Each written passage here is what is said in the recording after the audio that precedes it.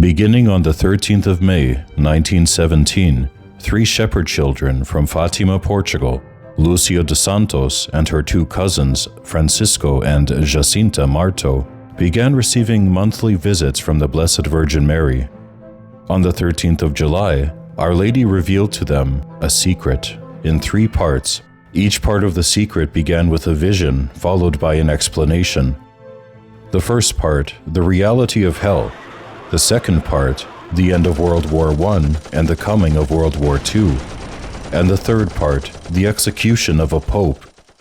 But did you know of the other visions associated with Fatima? In her memoirs, the visionary Lucia tells us of 2 more visions. One day, we spent our siesta down by my parents' well. Jacinta sat on the stone slab on top of the well. Francisco and I climbed up a steep bank in search of wild honey among the brambles in a nearby thicket. After a little while, Jacinta called out to me, "Didn't you see the Holy Father?" I replied, "No.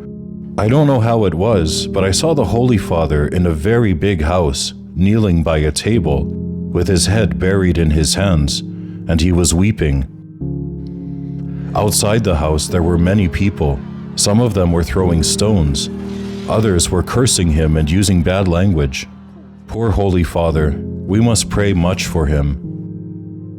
Don't you see so many roads and so many ways filled with people crying with hunger and having nothing to eat? And the Holy Father in a church before the Immaculate Heart of Mary, praying, and so many people praying with him?"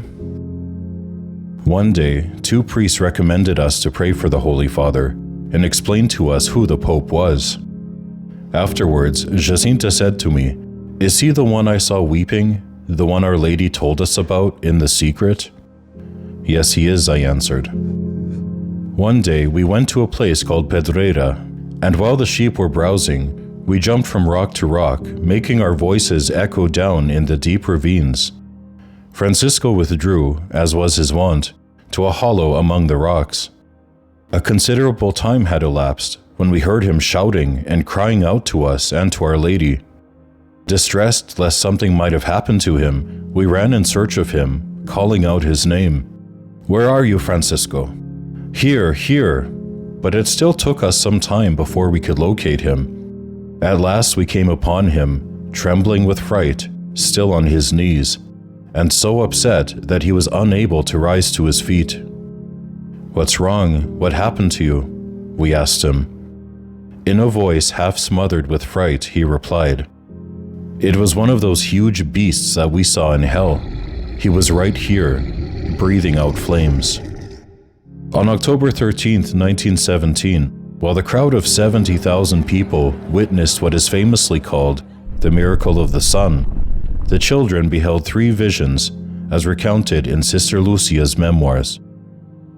After Our Lady had disappeared into the immense distance of the firmament, we beheld Saint Joseph with the child Jesus, and Our Lady robed in white with a blue mantle beside the sun. Saint Joseph and the child Jesus seemed to bless the world, for they traced the sign of the cross with their hands. This apparition disappeared. I saw our Lord and Our Lady.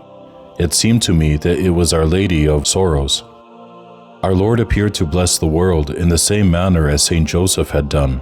This apparition also vanished, and I saw Our Lady once more, this time resembling Our Lady of Carmel. In 1925, 18-year-old Lucia joined the Dorothean Sisters. She became a postulant at the Order's Convent at Pontevedra, Spain. She recorded the following visions during her stay.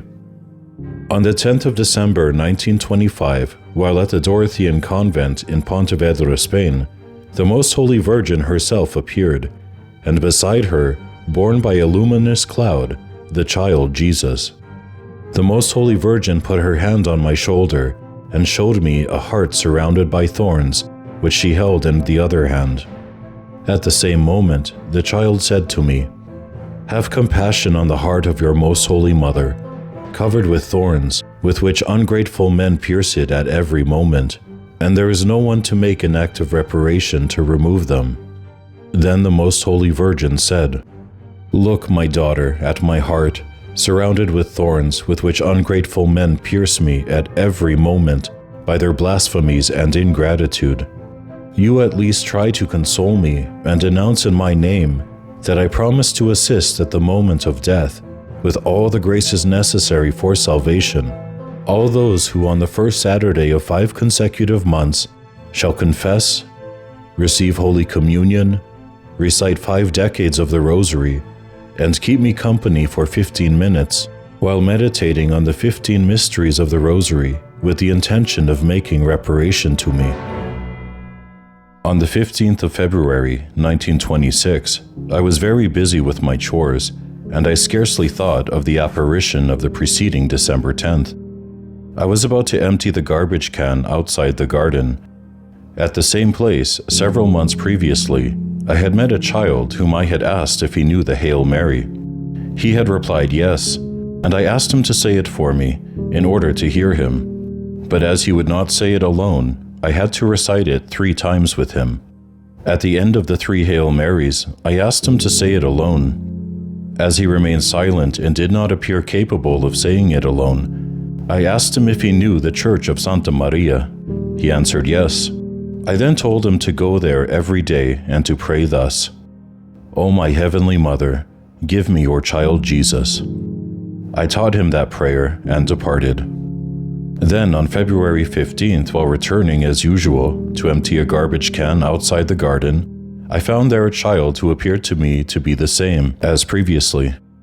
And I then asked him, "Have you asked our Heavenly Mother for the child Jesus?" The child turned to me and said, "And have you revealed to the world what the Heavenly Mother has asked you?" And saying that, he transformed himself into a resplendent child. In 1926, Sister Lucia left the convent in Pontevedra to enter the Dorothean novitiate at Tui, a Spanish city near Pontevedra. 13th of June, 1929.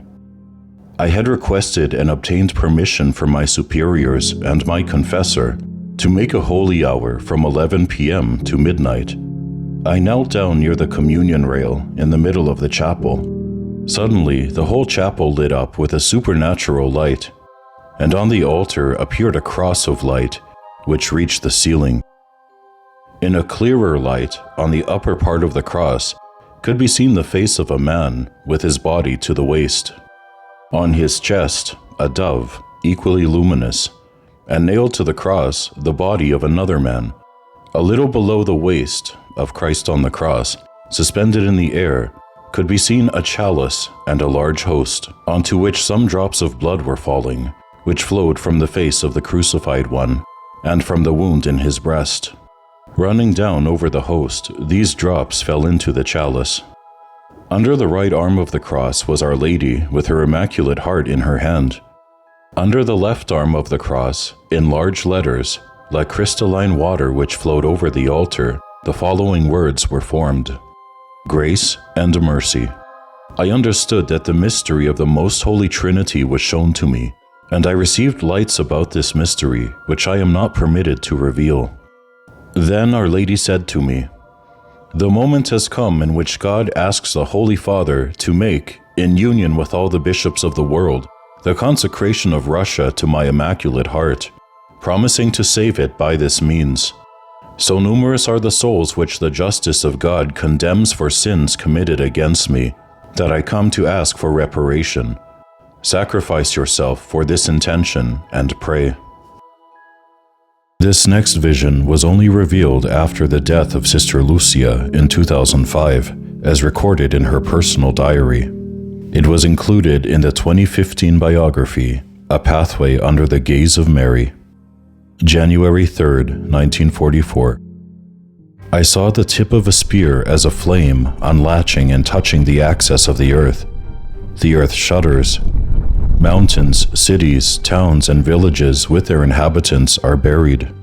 The sea, the rivers, and the clouds emerge from their limits, overflowing and bringing with them in a whirlwind houses and people in numbers that are not possible to count. It is the purification of the world because of its sins as it plunges. Hatred and ambition cause the destructive war. Then I felt the rapid beating of my heart, and in my mind the echo of a gentle voice saying, "In time, one faith, one baptism, one church, holy, Catholic, and apostolic. In eternity, heaven."